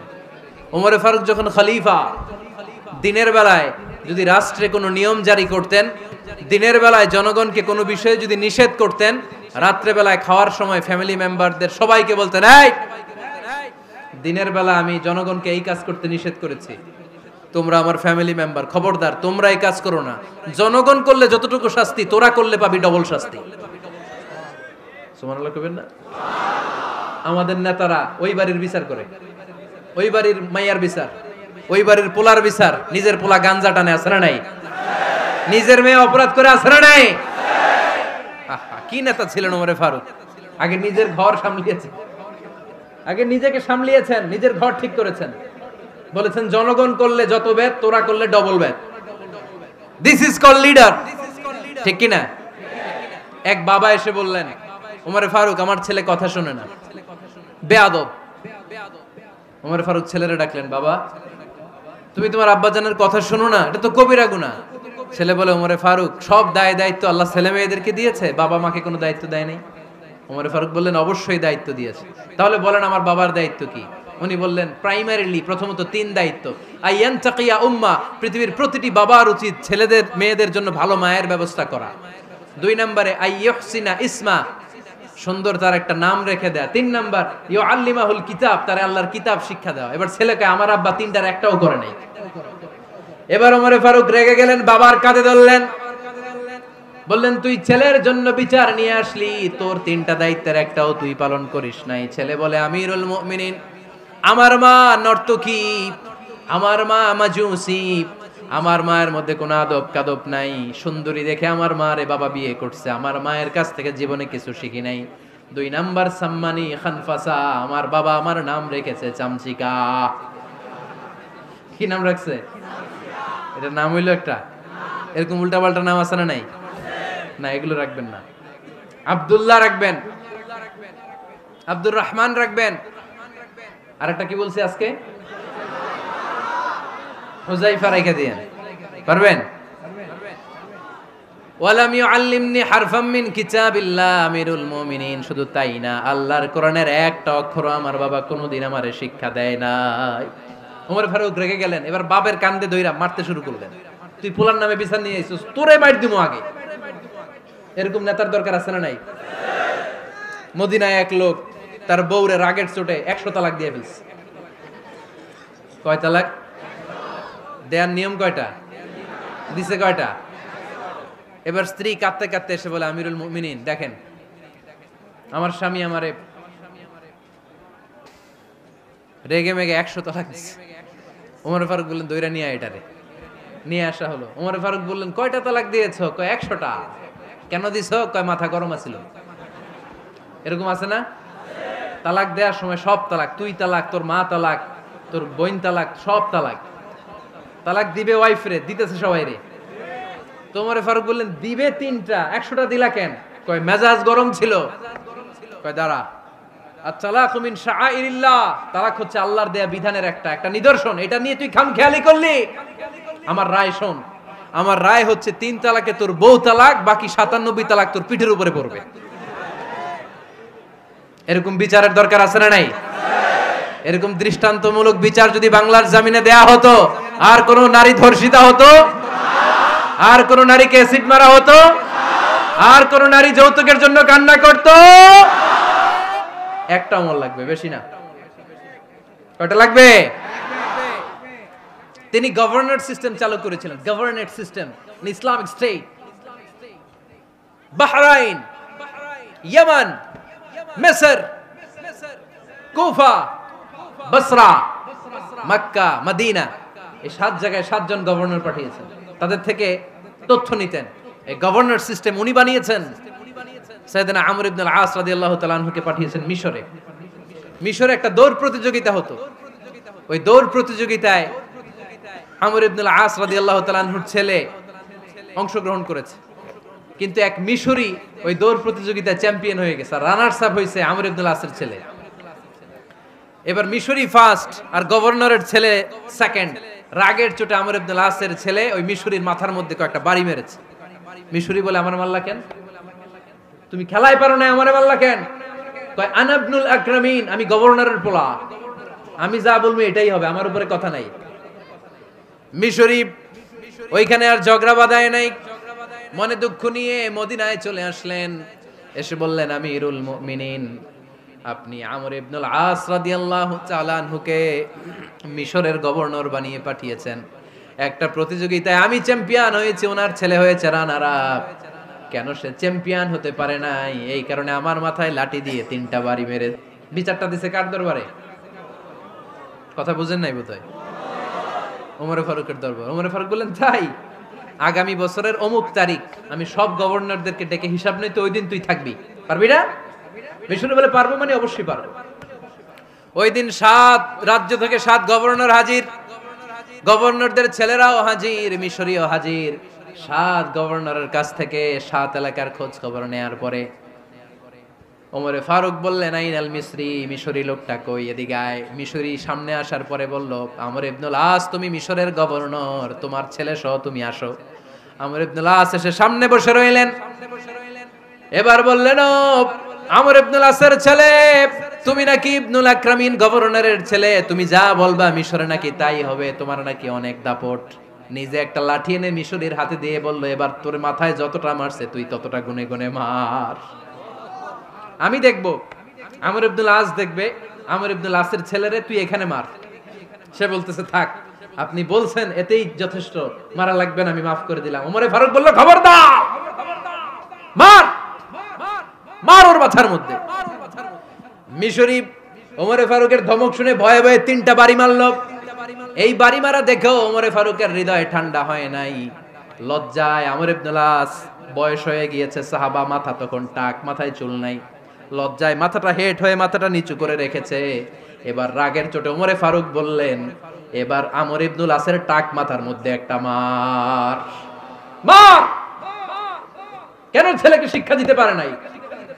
ইয়া আমর ইবনুল আস, মাতা জাআলতুমুন নাস আবিদা, তোমরা কখন মিশরীদেরকে নিজেদের দাস বানায় নিলা? ওয়াকাদ ওয়ালাদাতুম উম্মুহুম আহরারা, আর ওদের মায়েরা তো ওদেরকে স্বাধীন সন্তান হিসেবে প্রসব করেছে। মানুষদের উপর ক্ষমতাগিরি করার জন্য গভর্নর পাঠাই নাই। খবরদার, জনগণ তাদেরকে দেখভাল করার জন্য তোমাদেরকে পাঠানো হয়েছে, তাদের উপর কোনো অত্যাচার করার জন্য নয়। চিল্লায় বলেন ঠিক কিনা? এরকম নেতা কয়টা লাগবে? কয়টা? ওই নেতার নাম কি? ওমর। হ্যাঁ, হুয়া ইয়াতি ওমর। 22 জায়গায় বিশ্বনবী কয় একটা, ওমরে ফারুক বলে আরেকটা। আল্লাহ বলে, বিশ্বনবী আপনার পক্ষে আমি আয়াত নাজিল করতে পারলাম না, আমি ওমরের পক্ষে নাজিল করে দিলাম।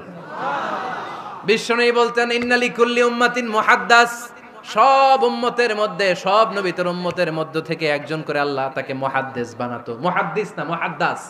মুহাদ্দাস মানে এমন লোক যিনি যা ভাবতো ওই ভাবনাটাই আল্লাহ আয়াত হিসেবে নাজিল করে দিতেন। বিশ্বনবী বলেন, আমার উম্মতের মধ্যে মুহাদ্দাস হচ্ছে সাইয়েদনা ওমর। মদিনার সবচেয়ে বড় মুনাফিকের নাম আব্দুল্লাহ ইবনে উবাই ইবনে সালুল। সব মুনাফিকদের সরদার, কিন্তু এই মুনাফিকের ছেলেটা হলো পাক্কা ইমানদার। এই ছেলের নাম হলো আব্দুল্লাহ। আওয়াজ করে বলেন, ছেলের নাম কি? আব্দুল্লাহ ইবনে উবাই ইবনে সালুল। মুনাফিক সরদার যখন ইন্তেকাল করলো, সাইয়েদনা আব্দুল্লাহ রাদিয়াল্লাহু তাআলা আনহু বিশ্বনবীর কাছে এসে চোখের পানি ছেড়ে ডেকে বলে, নবী আপনিও জানেন, আমিও জানি, মদিনার সবাই জানে আমার আব্বা মুনাফিকদের সরদার, কিন্তু আমার মন তো মানে না, আমার তো পিতা, আমার তো বাবা লাগে, আমার তো মন মানে না। আপনিও জানেন মুনাফিক, আমিও জানি মুনাফিক। নবী আপনার দরবারে কিছু আমি চাই না, আপনার গায়ের একটা জামা দেন, আপনার জামাটা পরিয়ে আমার বাবারে দাফন দিব। এর উসিলায় যদি আমার আব্বারে আল্লাহ মাফ করে দেয়, দয়ার নবী মায়ের নবী জামা খুলে দিয়ে দিলেন। পড়েন সুবহানাল্লাহ। আব্দুল্লাহ রাদিয়াল্লাহু তাআলা আবার আবদার চললেন, নবী জানি আমার বাবা মুনাফিক, কিন্তু আমার তো বাবা, আপনার দরবারে ফরিয়াদ, আপনি নিজে যে আমার বাবার জানাজার নামাজের ইমামতি করবেন। দয়ার নবী মায়ার নবী জানাজার নামাজে যেতে চাইলেন। ওমরে ফারুক বললেন, নবী না, খবরদার আপনি উবাই ইবনে সালুলের জানাজায় যাবেন না। বিশ্বনবী জোর করে যেতে চাইলেন।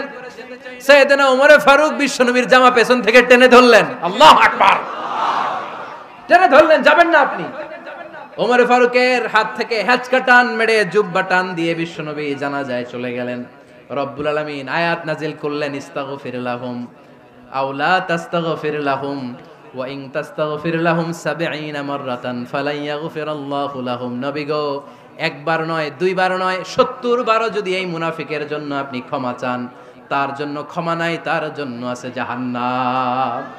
ওয়ালা তাকুম, আপনি যাবেন না আলা কবরি, কখনো তাদের জানাজায় যাবেন না। এই যে একটা ভুল করে ফেলছেন, এটা এবারই শেষ, এরপরে আর যাবেন না। সাইয়েদনা ওমর ফারুকের পক্ষে আল্লাহ তাআলা কোরআনের আয়াত নাজিল করে দিলেন। চিল্লায় পড়েন আল্লাহু আকবার। এভাবে 22টা জায়গায় ওমর ফারুক যা বলেছে, এটা নিয়ে একটা আলাদা আলোচনা হইতে হবে, আলাদা একটা আলোচনা লাগবে যে 22টা আয়াতে আল্লাহ তাআলা বিশ্বনবীর পক্ষে কোরআনের আয়াত নাজিল না করে সাইয়েদনা ওমর ফারুকের পক্ষে আয়াত নাজিল করেছেন। চিল্লায় পড়েন সুবহানাল্লাহ। ওই ওমর ফারুককে আমাদের মডেল বানানোর দরকার আছে না নাই? ওই ওমর ফারুকের জীবনী আমাদের ছেলে মেয়েদেরকে পড়ানোর দরকার আছে না নাই? আমাদের ভবিষ্যৎ প্রজন্ম এগুলো জানে না। ওরা সালমান খান দেখে বড় হয়, ওরা শাহরুখ খান দেখে বড় হয়, ওরা ঋত্বিক রোশনকে দেখে বড় হয়, ওরা মনে করে যে এরাই বড় সুপার হিরো। আমাদের যে কত বড় সুপার হিরো আছে এরা জানেই না। নতুন প্রজন্মের কর্ণকোহরে সাইয়েদনা ওমর ফারুকের ইতিহাস পৌঁছে দেওয়ার দরকার আছে না নাই? ওমর ফারুকের ইন্তেকালের ঘটনাটা বলেই আমরা মুনাজাতের দিকে যাব। শুনবেন? শুনতে চান? উনি স্বপ্নে দেখলেন একটা লাল মোরগ ওনাকে 3টা ঠোকর মেরেছে। কয়টা? উনি জুমার নামাজে, জিলহজ মাসের শেষ সপ্তাহে জুমার নামাজে বললেন যে একটা লাল মোরগ 3টা ঠোকর মেরেছে। মুগীরা ইবনে শুবা রাদিয়াল্লাহু তাআলা আনহুর দাস আবু লুলু আল মাজুসি, এই লোকটা খঞ্জর বানাতে পারতো। মুগীরা রাদিয়াল্লাহু তাআলা আনহুর দাস। মুগীরা প্রতিদিন 4 দিরহাম করে চার্জ করতো, যেহেতু দাস। সে এসে বিচার দিল, আমিরুল মুমিনিন, মুগীরা আমার থেকে বেশি টাকা চায়, জুলুম করে। ওমর ফারুক বললেন, তাই? তুমি কি কাজ জানো? বলে, আমি খঞ্জর বানাতে জানি। বাড়ি কই? পারস্য। আরে তুমি খঞ্জর বানাতে জানলে তো 4 দিরহাম অনেক কম, সে তো আরো বেশি টাকা নেওয়া দরকার ছিল তোমার থেকে। আবু লুলুর এই কথা পছন্দ হয় নাই। সে কয়, ওমর তুমি সবারে দয়া দেখাও আর আমার ক্ষেত্রে কঠিন নিয়ম বানাইলা, দাঁড়াও এই নিয়ম তোমারে আমি দেখাবো। এই রাগে সে বাড়িতে যে একটা খঞ্জর বানালো। কি বানালো? খঞ্জর চিনেন? ছোট্ট ছুরি। কিছুদিন আগে ওমানের সুলতান কাবুস ইন্তেকাল করেছে, জানেন আপনারা? ওনার এই কোমরের মধ্যে খঞ্জর থাকতো, ছবিতে দেখছেন? আরব শায়েখ যারা সুলতান আমির, কোমরে কি থাকে? ছোরা থাকে, খঞ্জর। সে বাসায় যে একটা খঞ্জর বানালো, যেই খঞ্জরের দুই মাথা, লাহু রাসান ওয়া মাকবাদাতুহু ফি ওয়াসাতি, আর ধরার হ্যান্ডেলটা মাঝখানে, এদিকেও ছুরি এদিকেও ছুরি, যাতে এইভাবে মারা যায়। সে ধার দিতে লাগলো আর বলল, ওমর দাঁড়াও, তোমারে আমি দেখাবো। ওমরে ফারুক মসজিদে নববীর ইমাম, ফজরের নামাজের সময় এ আবু লুলু আল মাজুসি বুরনুস পরে, চাদর পরে, লুকিয়ে লুকিয়ে, সে অগ্নি উপাসক, মুমিন নয়। ওমরে ফারুককে অ্যাটাক করার জন্য গেলেন মসজিদে নববীতে। ওয়াকানু ইউসাল্লুনা বিগালাস, তখন ওনারা অন্ধকারে নামাজ পড়তো। নামাজের সময় যখন হলো, লুকিয়ে লুকিয়ে প্রথম কাতারে ওমরে ফারুকের পিছনে মুয়াজ্জিনের পাশেই দাঁড়ালেন, হাতে খঞ্জর। একামত হলো, ওমরে ফারুক সালাত শুরু করলেন, ফজরের সালাত, আল্লাহু আকবার। নামাজ শুরু করলেন, সূরা ফাতিহা বললেন। আরেকটা সূরা যখন পড়তে যাবেন, in the meantime Abu লুলু এই খঞ্জর নিয়ে ওমরে ফারুকের বুকের মধ্যে 3টা স্টেবিং করলেন। একটা মারলেন নাভির নিচে, মারার সাথে সাথে পাকস্থলী কেটে গেল। আরেকটা মারলেন পাজরে, পাজর ছিঁড়ে গেল। 3টা মারার পরে ওমরে ফারুক বললেন, কাতালানি আল কালব, এক কুকুর আমাকে মেরে ফেলেছে। পেছন থেকে এক সাহাবীকে টান মেরে সামনের দিকে নিয়ে গেলেন, তুমি নামাজের ইমামতি করাও। আর ওমরে ফারুককে বাকিরা ধরাধরি করে পেছনে নিতে আরম্ভ করলেন। আর এই আত্মাই আক্রমণ যে করেছে, সে কাতারের মাঝখান দিয়ে যেতে আরম্ভ করলো আর দুই দিকে ছুরি মারতে আরম্ভ করলো। 13 জন সাহাবীর গায়ে ছুরি মেরেছে, 7 জন সাহাবা স্পট ডেথ, জায়গায় মৃত্যু।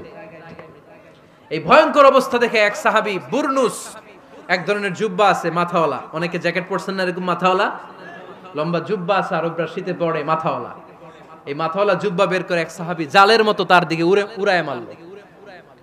ওই বুরনুসের মধ্যে পেঁচিয়ে আবু লুলু মাটিতে পড়ে গেল আর সুইসাইড করে ফেললো, নিজের বুকে নিজে মেরে আত্মহত্যা। যেই সাহাবীকে ইমামতির জন্য দাঁড় করালেন, উনি ছোট্ট সূরা দিয়ে, প্রথম রাকাতে সূরা আল কাউসার, দ্বিতীয় রাকাতে সূরাতুল ইখলাস দিয়ে নামাজ শেষ। ওমরে ফারুক বেহুশ। ওমরে ফারুক কি? হ্যাঁ, বেহুশ। সবাই কান্নাকাটি করতেছে, সবাই দেখতে গেলেন, এখন হুঁশ ফিরে না। মুখের মধ্যে, মুখ খুলে রাষ্ট্রের চিকিৎসক মুখের মধ্যে দুধ দিলেন, ওই নাভি দিয়ে দুধ বের হয়ে যায়, পাকস্থলী কেটে ওখান দিয়ে দুধ বের হয়ে যাচ্ছে। তারা বললো, ওনারে বাঁচানো সম্ভব না, দেখেন হুঁশ ফিরে কিনা। হুঁশ ফিরলে ওনার পরে কে আমির হবে, উনি যেন প্যানেল ঠিক করে দিয়ে যায়। সবাই তাকিয়েছে ওমরে ফারুকের চোখের দিকে। আল্লাহর মেহেরবানিতে ঘন্টা খানিক পরে উনি চোখ খুললেন। চোখ খোলার পরেই বলেন নাই, ও মা আমি মরে যাই। চোখ খোলার পরে উনি বলেন নাই, কে মারলো আমারে। চোখ খোলার পরে উনি বলেন নাই, আমার পরে নেতা কে হবে। চোখ খোলার পরে সর্বপ্রথম কথাটি ছিল, আসল্লান নাস, আমার নেতৃত্বে যে ফজরের নামাজটা শুরু হয়েছিল, এটাকে ঠিকমতো তোরা পড়েছিলি?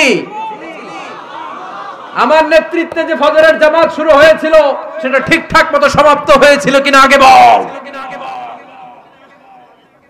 আসল্লান নাস, নামাজটা হয়েছে কিনা বল। সুবহানাল্লাহ কইতে পারলেন না?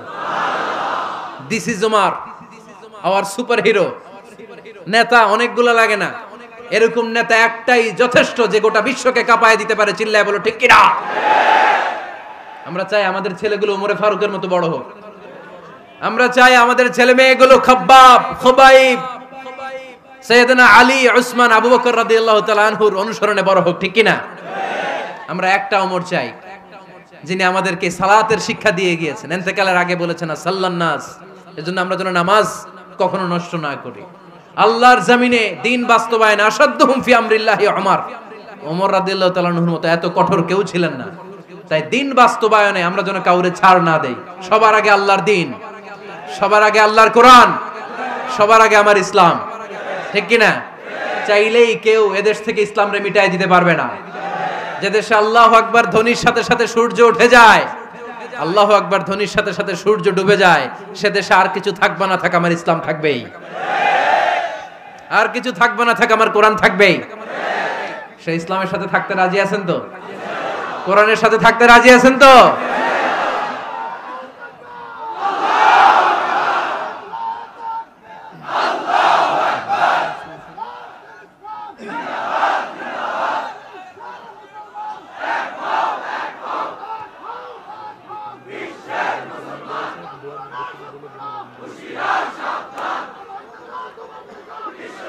আল্লাহ আমাদের সবাইকে কবুল আর মঞ্জুর করে নেক, আমরা পড়ি আমিন।